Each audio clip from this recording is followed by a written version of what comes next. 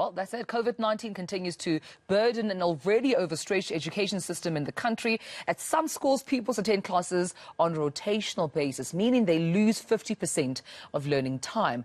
Other facilities have, lost teachers to the virus, unfortunately. So to discuss this even further, we're now joined by education researcher, that is Sara Black. Ms. Black, thank you for your time and welcome to the show. I suppose I want to start with, that viewer question we're posing to our viewers this morning. Would it be a fair assessment with everything the matriculants have been through, this year with COVID-19? I know that teachers as well take pride when their learners do well with those results. Is it also equally fair for us to judge them as teachers based on the results from this final exam they're about to write? Good morning, and morning to your viewers as well. I don't think anybody who's looking at what has happened in schools in the last 24 months, 18 months, can in any way think that it's business as usual when it comes to what these grade 12s have to write with their exams. But I think what COVID is doing, and perhaps this is a little bit of a silver lining on a very dark cloud, is it's finally getting the general public to understand that the conditions that have made COVID really, really difficult in the schools, mostly for the poor, were there before. So I think we're seeing a little bit of a situation where we're saying, well, are these exams fair? Are what students and teachers are expected to work with and through reasonable expectations when it comes to the task before them? And with that, we're starting to notice that actually, even in years without COVID, most schools are not fully staffed. A lot of students are not provided with the support that they need in order to master the material for national senior certificate exams. And so that, for me, is at least something that we're starting to ask more seriously as a nation, is what are we setting up our schools for? And has COVID actually taught us a very valuable lesson about how unfair the system is in general? Yeah, because I was about to ask you, hasn't COVID further exposed the inequalities in our education system? Because for me, it shows that the problems were already there, but further exacerbated by this pandemic. Exactly.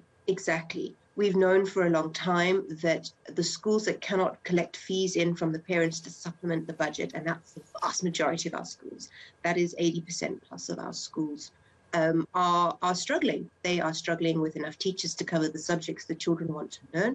They are struggling to have the support available for students who have, say, special needs or different learning styles and abilities. They're struggling with administrative staff because then teachers have to fall in to do all sorts of things that are not about teaching. And yes, that's what exactly as you say. Finally, we're starting to have a serious conversation about, well, what is our education system for? And given what we wanted to achieve, have we fully capacitated to achieve that goal?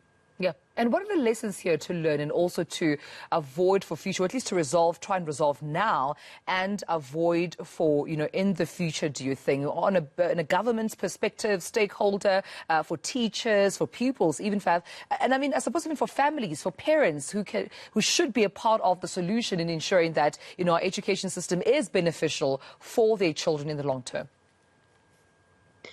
I think one of the things that people have started to really have to come to difficult terms with during the COVID pandemic is that we can't just go to the ballot box once every 4 years or once every 5 years or go to our municipal elections once every so many years and expect things to change. We all need to get more actively participating in our public institutions, saying, well, these are actually our institutions. We pay taxes for them. We put our hard-earned money into them, and we want to actively participate in decision-making with them more. So I'm hoping that what COVID has done is it's encouraged communities, parents and teachers to work together.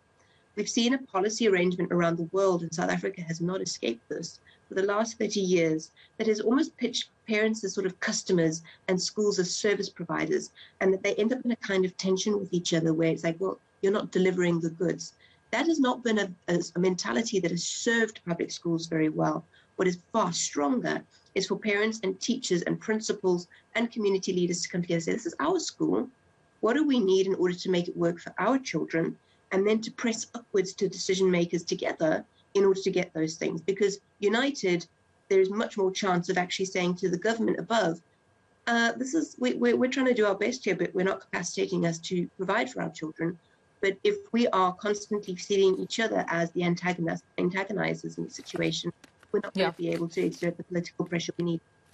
So, Sarah, I'm also going to just have a conversation later on with Tumelo Mothotoane from Zero Dropout Campaign about their concerns on the number of dropouts from school. But I'm keen to also hear from you just in terms of, the concerning and alarming rate at which pupils, while we're dealing with COVID-19, also are dropping out of school. How do you think then the system can find a way to find these pupils and reintegrate them back into the system?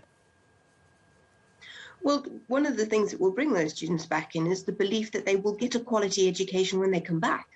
When I was teaching in high schools in very impoverished areas, I had students dropping out, and I had colleagues saying to me, well, why would they choose this? And I said, well, consider the education opportunity we're giving them. Are they actually being unreasonable to go, well, this is not actually worthwhile? My uncle's down the road. He's got a car wash. He's able to feed his family. He dropped out at grade 9. My sister's at home. She's got a national senior certificate, and she can't find anything but domestic labor. Now, you tell me that student is making an unreasonable decision.